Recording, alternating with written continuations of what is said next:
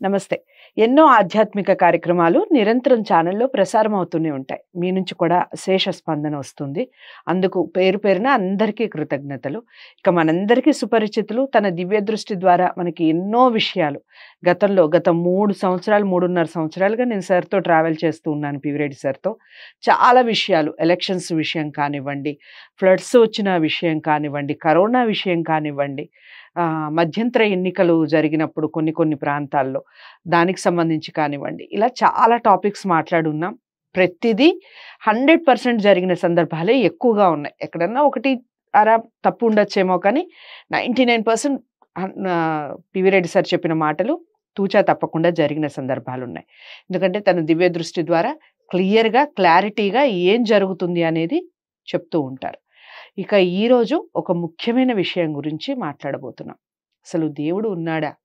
ఉంటే దేవుడికి కూడా కులాలు, మతాలు, ప్రాంతాలు, భాషలు, దేశాలు ఇలా విభజన ఉంటుందా దేవుడికి? మరి అసలు మన దేవుడు ఎవరు? ఈ విషయాల గురించి మాట్లాడబోతున్నాం. దీనికి సంబంధించి పివిరెడ్డి సార్ ఎలాంటి ఆన్సర్ చెప్తారో ఖచ్చితంగా ఆయన మాటల్లోనే తెలుసుకుందాం. మీకేమైనా డౌట్స్ ఉంటే కామెంట్ బాక్స్‌లో తెలియజేయండి. నమస్కారం సార్. నమస్కారం. సార్ చెప్పండి. దేవుడు ఉన్నాడా? అందరూ నమ్మే విషయమే దేవుడు ఉన్నాడు అని. గుడికి వెళ్తున్నామంటే ఒక శక్తి మనల్ని నడిపిస్తుందనే కదా! అవును. దేవుడు ఉన్నాడు.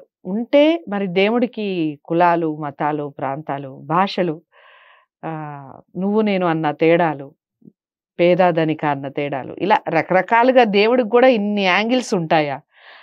చెప్పండి మీరేమంటారు? చాలా మంచి క్వెషన్ వేశారు మేడం. థ్యాంక్స్. ప్రపంచంలో ఉన్న మేధావులకు ప్రత్యేకంగా అది భగవంతుని నమ్ముకున్న వాళ్ళకు భగవంతుడు తూచా తప్పకుండా 100% ఉన్నాడని నమ్ముకొని జీవించే వాళ్ళకు నా నమస్కారములు. ఇప్పుడు మీరు దేవుడు ఉన్నాడు అనే దానిలో నేను ప్రతి మనిషిలో ప్రతి జీవిలో ఉన్నాడని మీకు ఒక్క 2 నిమిషాలు మీకు బోధన చేస్తాను మేడం. చెప్పండి.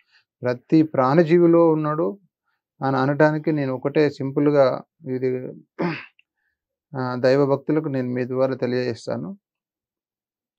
సింపుల్గా ఇప్పుడు మనం ఇంటి దగ్గర నుంచి ఇడికి ఎట్లా వచ్చినాం? ఒక కార్లో వచ్చినాం. అది మనిషికి అది ఒక వాహనం. మానవునికి ఒక 2 వీలర్ కావచ్చు, 4 వీలర్ కావచ్చు, ఫ్లైట్ కావచ్చు, ఏరోప్లేన్, XYZ అయినా ఏదైనా వాహనం కావచ్చు. మనిషికి అది ఒక వాహనం. ఇప్పుడు భగవంతునికి మన దేహం ఒక వాహనం లాంటిది. భగవంతునికి మనలో ఉన్న ఆత్మనే పరమాత్మ. ఇప్పుడు సామాన్య మానవుని కూడా అర్థమయ్యేటట్టు నేను సింపుల్గా చెప్తాను మేడం. ఇప్పుడు దయచేసి చదువుకున్న ప్రతి వ్యక్తి జన్మత జ్ఞానోదయం ఉన్న ప్రతి వ్యక్తి నేను చెప్పిన సబ్జెక్ట్ మంచిగా ఆలోచన చేయండి. మీలోనే దేవుడు ఉన్నాడు. నేను ప్రత్యక్షంగా ఫస్ట్ మీలోనే నేను చూపిస్తాను. ఇప్పుడు ఎగ్జాంపుల్గా మనం ఇప్పుడు కూర్చున్నాం. సాధారణంగా మనం డీప్ స్లీప్లో పడుకుంటున్నాం, నిద్రపోతున్నాం. గుర్రు కొడుతున్నాడు వ్యక్తి, పిలిస్తే పలకట్లేదు. ఏం పలకట్లేదు, ఏం నిద్రపోతుంది మన దేహంలో. నేను భగవంతుడు ఉన్నాడని ఒక సెకండ్ మీకు ప్రూఫ్ కొరకు చెప్తున్నాను నేను. మన బాడీలో సైంటిఫిక్ అంతర్గత ప్రక్రియలు ఇది క్షణం కూడా మనం కూర్చొని ఉన్న స్థితిలో ఉన్నా కూడా డీప్ స్లీప్లో ఉన్న వ్యక్తి కూడా సేమ్ మన అంతర్గత ప్రక్రియలు సేమ్. ఒక నిద్రిస్తున్న వ్యక్తి ఎందుకు నిద్రపోతున్నాడు, ఎందుకు గుర్రు కొడుతున్నాడు, పిలిస్తే పలకట్లేదు. కారణం ఏంటంటే ఆత్మ రిలీజ్ అయ్యి వెళ్ళిపోయినప్పుడు మనిషి అన్కాన్షియస్ డీప్ కాన్షియస్లో ఉంటాడు. మళ్ళీ ఆత్మ తిరిగి రీఎంట్రీ అయితే ఆ దేహం మాట్లాడుతుంది, ఆ మనిషి పలుకుతాడు. మన దేహమే దేవాలయం, మన హృదయమే దేవాలయం. ప్రతి ప్రాణజీవిలో ప్రతి మానవునిలో మనలో ఉన్న భగవంతునికి మన దేహము ఒక వాహనం లాంటిది అన్నట్టు. ఆ ఆత్మ రిలీజ్ అయిపోతే మానవుడు మరణంతో సమానం, తిరిగి రాకుంటే. అయితే నిజ జీవితంలో మనకు ప్రతి వ్యక్తికి అర్థమయ్యేటట్టు నేను చెప్పాలంటే, ఎవరైనా నిద్రిస్తున్న వ్యక్తి మీరు బాగా గ్రహించండి. సైంటిఫిక్ ఆధారాలతో నేను ప్రూఫ్ చేస్తా భగవంతుడు ప్రతి ప్రాణజీవిలో ఉన్నాడని. బాగా డీప్ స్లీప్లో నిద్రపోతున్న వ్యక్తికి ఆత్మ రిలీజ్ అయ్యి వెళ్ళిపోతుంది. విశ్వం అంతా తిరిగి వస్తుంది క్షణాల్లో. మనం ఇట్లా పిలవగానే with in the no time మళ్ళీ రీఎంట్రీ అయితేనే ఆ మనిషి అని పలుకుతాడు మనకు. అంతవరకు సైంటిఫిక్ ఆధారాలతో నేను ప్రూవ్ చేస్తాను మేడం. ఏ శక్తి ఇప్పుడు మేధావులు మీరు క్వశ్చన్ వేసుకోండి, మేధావులను అడగండి, నేను లేని డాక్టర్లను అడగండి, సైంటిస్టులను అడగండి, నేను ఛాలెంజ్ చేసి చెప్తున్నా. ఏ శక్తి నిద్రపోతుంది మన దేహంలో చెప్పండి? నిద్రపోయే శక్తి ఏం లేదు మేడం. మరణించిన వ్యక్తి దేహం సంపూర్ణంగా మొత్తం 100% నిద్రపోతుంది, నిద్రిస్తుంది అంటే మరణించిన వ్యక్తి దేహం అది చలన స్థితిలో ఉండదు, అది సంపూర్ణంగా నిద్రిస్తుంది అన్నట్టు. ప్రతిది కూడా యాక్షన్కి రియాక్షన్ ఏముండదు, చలనం ఉండదు, ఫంక్షన్ ఉండదు. నీ కాన్షియస్ ఉన్న వ్యక్తి, ప్రాణంతో ఉన్న వ్యక్తి ఎంత డీప్ స్లీప్లో ఉన్నా కూడా సైంటిఫిక్ ఆధారాలతో నిద్రించే కణము, సైలెంట్గా చలనం లేకున్న కణం ఏది లేదు మన దేహంలో. మరి నిద్రిస్తున్నది ఏంటిది మన దేహంలో అంటే ఆత్మ రిలీజ్ అయ్యి వెళ్ళిపోతుంది కాబట్టి మన దేహము కదలలేని స్థితిలో, మాట్లాడలేని స్థితిలో ఉన్నది కాబట్టి ఆ వ్యక్తి అంటే అది ఏంటిది, మన దేహం ఒక బ్యాటరీ లాంటిది. అది ఛార్జింగ్ కాకముందే, డిశ్చార్జ్ కాకముందే మనకు ఆత్మ రీఎంట్రీ అవుతుంది. మనకు మనిషి పిలిచినా కూడా సమయానుసారంగా ఆత్మ రీఎంట్రీ అయిన తర్వాత ఆ బాడీ, ఆ దేహం మాట్లాడుతుంది, తన ప్రయాణం తను కొనసాగుతుంది. ఇలా ప్రత్యేకించి నేను చెప్పేది ఏంటంటే, మానవుడు సమకూర్చుకున్న ఒక వాహనాలు ఎట్లయితే వాహనం ఎట్లయితే మనం వాడుకుంటున్నామో, ఆ భగవంతుడు మన దేహం ఒక వాహనం లాగా తయారు చేసుకొని ఈ సర్వకోటి ప్రాణజీవుల అవతారంలో ప్రతి ప్రాణజీవిలో ఆ భగవంతుడు జీవిస్తున్నాడు. ఇప్పుడు మీకు సింపుల్గా చెప్పాలంటే, ఇప్పుడు పవర్ జనరేషన్ తెలంగాణకు మొత్తం ఒకటే ఉత్పత్తి కేంద్రం ఉందనుకుంటాం మనం, పవర్. ఆ ఒక్క పవర్ ఉత్పత్తి కేంద్రం నుంచి పవర్ జనరేట్ అవుతుంది మొత్తం అన్ని గృహాలకు, అన్ని మొత్తం ఒక ఉత్పత్తి కేంద్రాలు అవుతుంది. అయితే ఒక్కొక్క వ్యక్తి ఒక్కొక్క రకంగా పవర్ని యూజ్ చేసుకుంటున్నాడు. ఉత్పత్తి కేంద్రం పవర్ ఒకటే. ఒకరు టీవీ పెట్టుకుంటున్నారు, వాళ్ళు గ్రైండర్ పెట్టుకుంటున్నారు, వాళ్ళు కార్, దాన్నే జనరేషన్ రకరకాల పవర్ ఉత్పత్తి మొత్తం. ఇప్పుడు మనం ట్యూబ్ లైట్ పెట్టుకున్నాం, కొందరు దాన్ని కలర్ఫుల్ లైట్లు వెలిగిస్తుంటారు. అంటే ఇది పవర్ అనేది ఒకటే పవర్ అందరు. అంటే దాన్ని వాడుకునే విధి విధానాలను బట్టి, దాన్ని యూజ్ చేసుకునే ఆ పరికరాలను బట్టి అక్కడ అవతారం మారుతుంది. ఇప్పుడు భగవంతుడు ఈ అనంత విశ్వానికి ఒకే ఒక దేవుడు madam, all in one, one in all.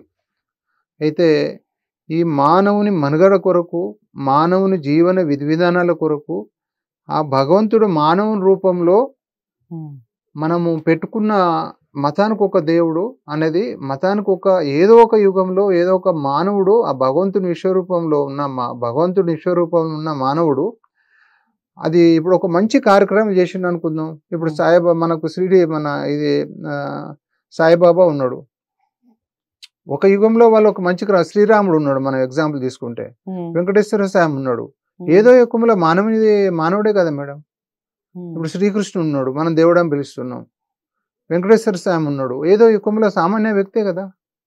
శ్రీరాముడు ఉన్నాడు, ఆంజనేయ స్వామి ఉన్నాడు, వాళ్ళందరూ ఏదో ఒక యుగంలో. మీరు మతానికి తీసుకోండి, భగవంతుని విశ్వరూపాలే, మానవ రూపంలో జన్మించిన రూపాలే తప్ప మతానికి ఒక దేవుడు. ఇప్పుడు అన్ని సర్వ మతాలకు ఒకే దేవుడు అయితే కొట్టుకసావారు మేడం. సర్వ మతాలు ఒకటి. ఇప్పుడు చూడండి, ఒక్కొక్క మతంలో వాళ్ళు అందరు పోతే ఇప్పటికే మొత్తం కిక్కిరిసిపోతుంది, మొత్తం బాగా ఫుల్ అయిపోయి మొత్తం మీద కొట్టుకసి వస్తున్నారు బాగా రష్. అంటే కులాలు విభజించడము, కులానికి ఒక భగవంతుడు ఏర్పడము, ఈ మతాలు ఏర్పడడం, కులాలు ఏర్పడము, ఇదంతా భగవంతుడు ఒక మానవ రూపకములో ఉన్న మేధావుల ద్వారా విభజించిన మతాలు, కులాలు, దేవుళ్ళు. ఏ మతానికి ఆ దేవుడే గొప్ప అని మనం భావించాలి. నేను ఒకటి బాగా చెప్పేది ఏంటంటే, సర్వ మతాల సృష్టి భగవంతుని అనుగ్రహమే. సర్వ మతాలకు అధిపతి, సర్వ మతాలకు ఒక్కొక్క దేవుడు సృష్టి కూడా భగవంతుని విశ్వరూపమే. భగవంతుని విశ్వరూపమే. ఏ మతంలో ఉన్న దేవుడు ఆ మతానికి గొప్ప. ఇప్పుడు మన మతం ఇంకో మతానికి విమర్శించడం, వాళ్ళు ఇంకో మతాన్ని విమర్శించడం, అది దానంత అమాయకత్వము, దానంత అవివేకము దానికి మనం చెప్పుకోవాల్సిన పని లేదు. అది వ్యక్తిగతంగా కావచ్చు, ఇప్పుడున్న పొలిటికల్ ఇష్యూలలో కావచ్చు, లేకుంటే వాళ్ళకున్న జ్ఞానోదయం లేక కావచ్చు తప్ప, ఒక విజ్ఞానవంతుడు, దైవభక్తిపరుడు, ఏ మతంలో ఉన్న దేవుని విమర్శించడు. అన్ని సర్వ మతాల సృష్టి భగవంతుని సృష్టి, సర్వ మతాల్లో ఉన్న దేవుడు ఆ భగవంతుని విశ్వరూపమే. ఈ అనంత విశ్వానికి భగవంతుడు ఒకే ఒక్కడున్నాడు. ఇప్పుడు మీకు చెప్పేది ఏంటంటే, మన భారతదేశానికి ఇంకా మీకు పవిత్రంగా మీకు చెప్పేది ఏంటంటే, మన భారతదేశాన్ని మీకు గతంలో చెప్పాను నేను పార్లమెంట్ ఎలక్షన్లో, మన మోడీ ప్రైమ్ మినిస్టర్ గారి ఆత్మలో ఆ విష్ణుమూర్తి లీనమై ఉన్నాడు. విష్ణు చక్రం వచ్చింది, చాలా అద్భుతంగా ఆయన తప్పనిసరి గెలుస్తాడని నేను గతంలో చెప్పడం జరిగింది. విష్ణుమూర్తి గురించి మళ్ళీ మాట్లాడదాం సార్. దేవుడు ఉన్నాడు, మొత్తానికి దేవుడు ఒక్కడే. ఏ మతానికైనా, ఏ మతాన్ని పూజించే వాళ్ళైనా వాళ్ళు నమ్మే భగవంతుడు ఉన్నాడు. సర్వ మతాలకి ఒకే భగవంతుడు, ఒకే శక్తి అనేది మనల్ని నడిపిస్తుంది అని చెప్పడం జరిగింది పివి రెడ్డి సార్. చాలా చక్కగా వివరించారు, చాలా చక్కగా అనాలిసిస్ చేశారు. అయితే మరి ఎందుకు పివి రెడ్డి సార్ అస్తమానం విష్ణుమూర్తి గురించి మాట్లాడతారు? ఈ విషయాల గురించి సార్ మాటల్లో నెక్స్ట్ వీడియోలో తెలుసుకుందాం. ఇక ఈ వీడియోని లైక్ చేసి, ముఖ్యంగా పక్కన మతాల వాళ్ళని, పక్క వాళ్ళని విమర్శించే వాళ్ళకి ఈ వీడియోని ఖచ్చితంగా వాళ్ళ వరకు చేరువ కావాలనే కోరుకుంటున్నాను. ఈ మధ్యకాలంలో ఎక్కువైపోయింది ఇది. ఏ మతానికి ఆ మతం వాళ్ళు పూజించి, వాళ్ళు గౌరవించి, పక్కన వాళ్ళని కూడా మనతో పాటుగా సమానంగా చూసిన రోజున నిజంగా భగవంతుడు కూడా హర్షిస్తాడని నమ్ముతూ వీడియోని లైక్ చేసి అందరికీ షేర్ చేయండి. ఛానల్ని సబ్స్క్రైబ్ చేసుకోండి. నమస్తే.